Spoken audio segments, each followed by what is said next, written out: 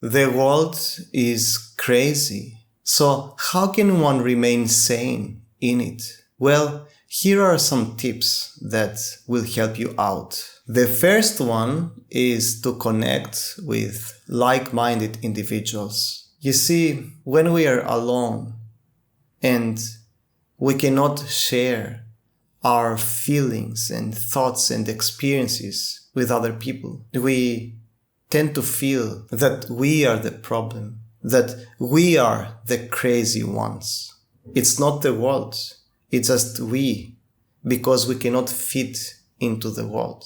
But when we connect with like-minded individuals, when we connect with people who are also sensitive to what is going on in the world, who can see how crazy humanity has become, then we stop feeling alone. And being held by community, we feel empowered and more sane. We realize it's not that we are the crazy ones who think differently than everyone else. There are actually some people out there who share the same feelings and experiences. Those people confirm to us that we are not crazy. Now, I'm not saying join a group of people that shares the same ideology or belief system as you. I'm not saying join a cult. I'm not saying identify with some group and see that group as better than the rest of the world. I'm just saying find some people who are sensitive enough, who can think critically, who don't blindly follow authority, who don't blindly conform, who don't blindly do whatever they see happening in the world. That will do so much to help keep you sane. There are such people that you can connect to if you're truly willing to search for them. Now, the second tip that I want to share with you is to be very selective when it comes to your news consumption. I usually like to say that it is good to be informed about what is going on in the world, but it is not good to be soaked in fear. And that's what most news media outlets do. They fill us with fear. They terrorize us constantly. And they do that for two reasons. The first one is so that we can pay attention to them. You see, if a media source shares some positive news, most of us would not be so attentive to them.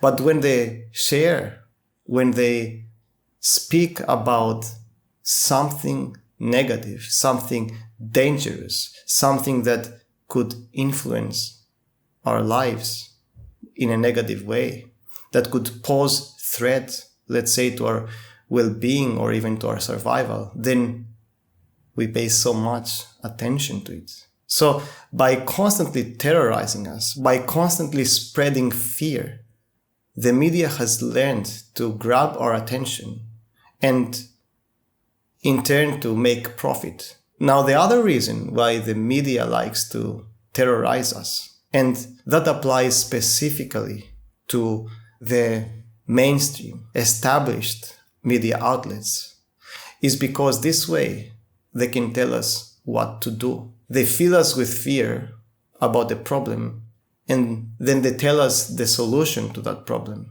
And because we are so scared and we don't know what else to do, we follow their advice or their guidance. For example, they might terrorize us about terrorism. Maybe some terrorist attack happens in our country. And by instilling so much fear in us, they persuade us to comply with war against another country, where people who have nothing to do with those who committed the terrorist attack are being mass murdered. So if we are not careful about our media consumption, we are going to become paranoid and make bad decisions. So pay attention to the media, pay attention to the news, but be very careful about your news sources and always look at them with a critical eye. The third tip that I want to share with you is to take time for self-care. Every day take some time to doing something that helps you regain a peaceful state of mind. Because most of us are living in very stressful circumstances. And those of us who are so sensitive when it comes to the craziness that exists in the world are so overwhelmed that unless we take some time to take care of ourselves, of our inner world, of our emotional world, of our mental world, then at some point we're going to crash. And then we are going to be sucked by this craziness around us. Now, what I mean by self-care is things like meditation, spending time with yourself in silence. Allow yourself time to reconnect with yourself, to get in touch with the peaceful core that lies within you. Also consider spending time in nature. Nature is not crazy. Nature is still and calm and peaceful. And by spending regular time in nature, you're going to take in that stillness and peace. Other things include just doing things that you like. If you, for example, like cooking, spend time cooking. If you like creating art, create art. Whatever truly fulfills you, truly brings you joy, calm, peace, then spend some of your time every day doing that. Create for yourself some space away from the craziness of the world. Now, another tip that I want to share with you is to do something to make a difference in the world. Often we just observe the craziness around us and we feel that we have no power to do anything about it. So we feel helpless and desperate. We see no brighter future. We think that we are doomed.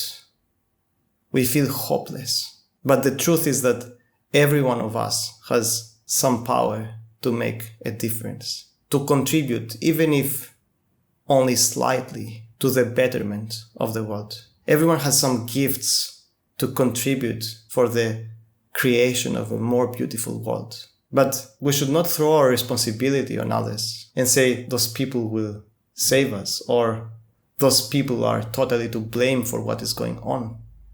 We, all of us, are part of this world and hence, to some extent, part of its existing problems. But to make change, it is first and foremost important that we truly understand what are the problems that we are dealing with.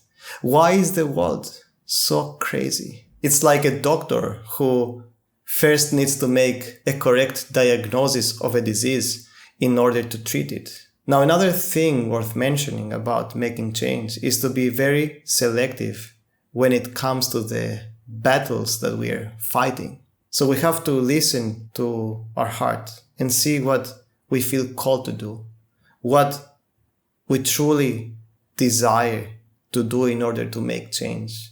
What are we good at? What brings us a sense of joy and purpose while doing it? For different people, that will be different things. Some person might want to contribute gifts of art. Somebody else might just want to speak the truth about what is going on in the world. Somebody else might just want to live by example and try to spread love and kindness and generosity to people that he or she meets in his or her everyday life. It could be so many things. So just choose what you feel called to do, because only then will you be truly effective at what you're doing, because you will be able to give 100% of yourself. Of course, not everything that we do is going to have a positive result. And this brings me to the last point of this video, which is don't focus on the results. You might be trying your best to help improve the conditions of this world, to help heal this world from its craziness. But you might not be seeing results, even if you try for years or for decades. But the results do not really matter. What matters is that we do what we feel called to do, regardless of the results. If we focus on the results, again, we will be filled with despair. We will be devoured by that craziness because we will feel helpless. We will feel that we cannot do anything about it because those results will not come as quickly as we might think. But to succeed in anything, we have to try. And until we succeed, we are going to fail sometimes. We might not even ever succeed, but the point is to try.